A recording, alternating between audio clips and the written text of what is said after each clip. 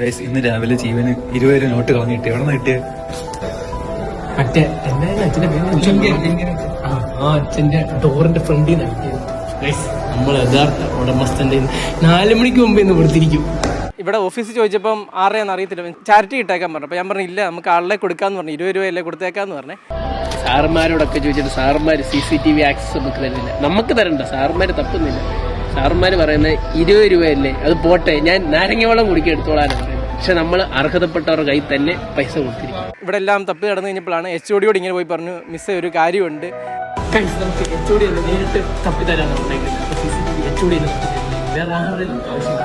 Miss പറഞ്ഞു അതിനിപ്പോൾ എന്നെ ഡബ്ബ ഞാൻ തപ്പി തരാമെന്ന് പറഞ്ഞു.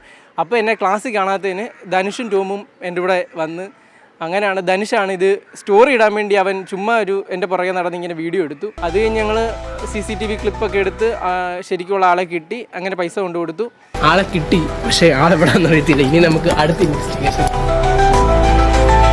ഗൈസ്, നമ്മൾ യഥാർത്ഥ അവകാശിനെ കണ്ടെത്തിയിരിക്കുന്നു.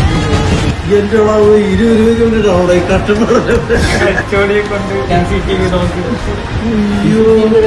നാരങ്ങ വെള്ളം കുടിക്കാൻ എടുത്തോളാനാണ്. പക്ഷെ നമ്മൾ അർഹതപ്പെട്ടവരുടെ കയ്യിൽ തന്നെ പൈസ കൊടുക്കും.